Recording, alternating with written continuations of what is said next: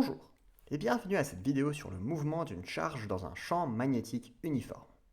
Dans cette vidéo, on va un peu revisiter ce thème que l'on a déjà traité dans la vidéo sur les forces magnétiques et de Laplace, en description.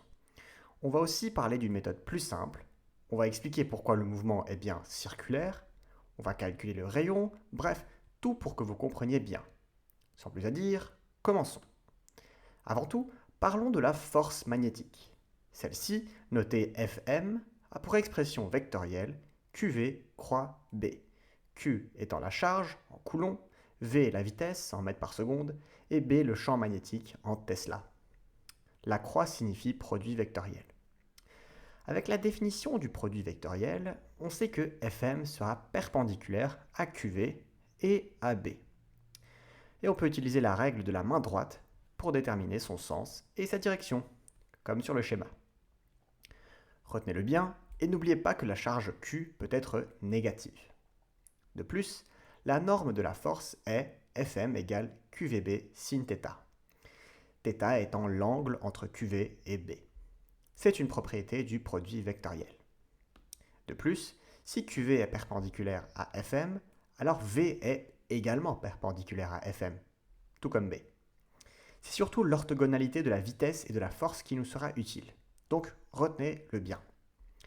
Voici encore un schéma pour bien illustrer la règle de la main droite. Fm est bien perpendiculaire au plan formé par QV et par B. Bon, il reste encore une écriture possible de la force magnétique, celle dans le repère de Freinet. Mais ça, on va y revenir. Dernier truc avant qu'on aborde le vif du sujet. Remarque sur la force de Lorentz. Celle-ci est la somme des forces magnétiques et électriques. Cependant, la force magnétique est parfois nommée force de Lorentz en l'absence d'un champ électrique. Juste à garder en tête pour ne pas être confus.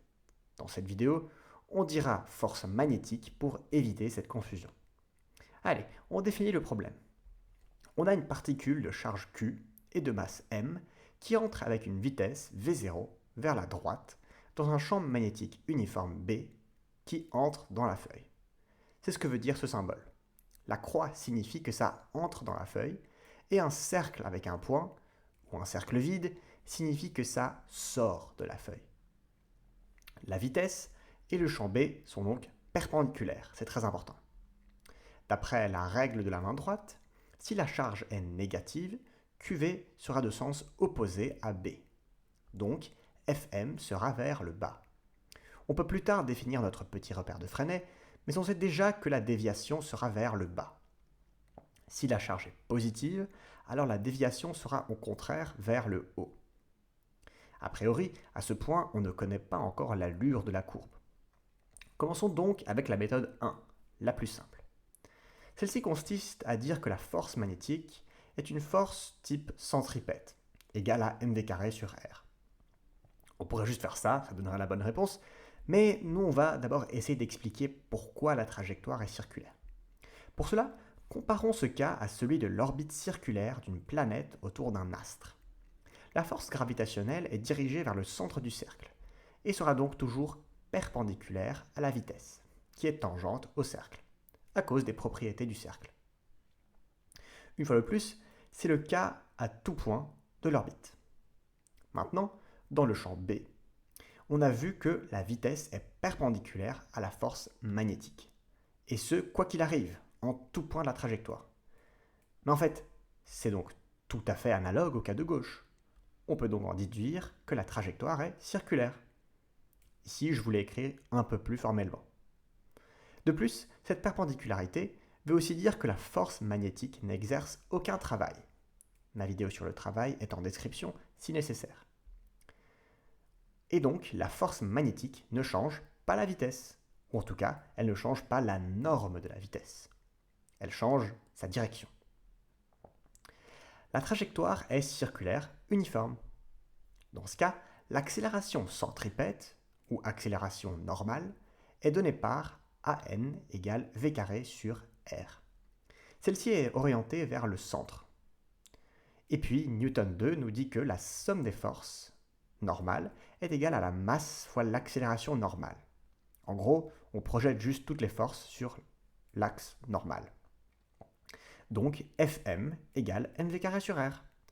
On remplace l'expression de la norme de Fm, donc QVB sin θ égale mv carré sur r. Or, on sait que la vitesse est perpendiculaire au champ magnétique, donc θ égale 90 degrés, donc sin θ égale 1, et donc en réarrangeant, r égale mv sur qb. Si la vitesse n'était pas perpendiculaire à b, alors la trajectoire aurait une composante hors de la feuille.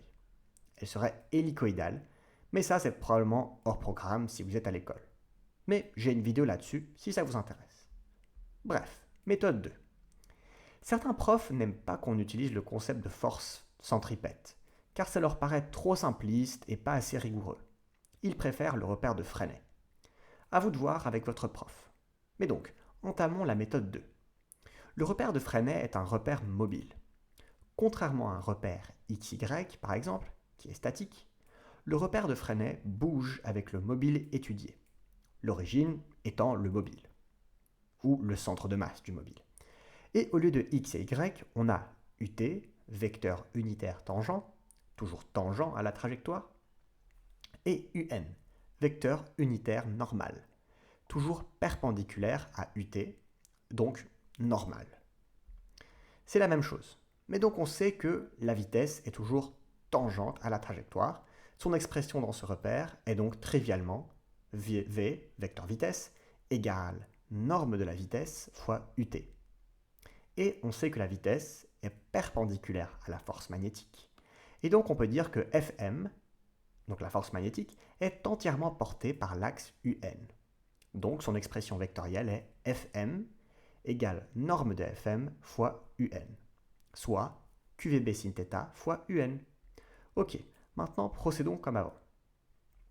La force magnétique c'est QV croix B, d'après la deuxième loi de Newton, Fm égale ma. Or, dans le repère de Freinet, l'accélération a pour expression A égale dvdt fois ut, plus v carré sur r fois un. Et grâce à ce petit raisonnement d'avant, on peut dire que norme de Fm fois un égale à la masse fois l'accélération de Freinet. Donc tout ce bazar-là. Maintenant, on projette sur un et sur ut, et on voit qu'à gauche, il n'y a pas de composante sur ut. Donc, dv dt, la dérivée de la norme de la vitesse, est égale à 0. Donc la vitesse est constante en norme. Et si on projette sur un, on retrouve Fm égale mv carré sur r.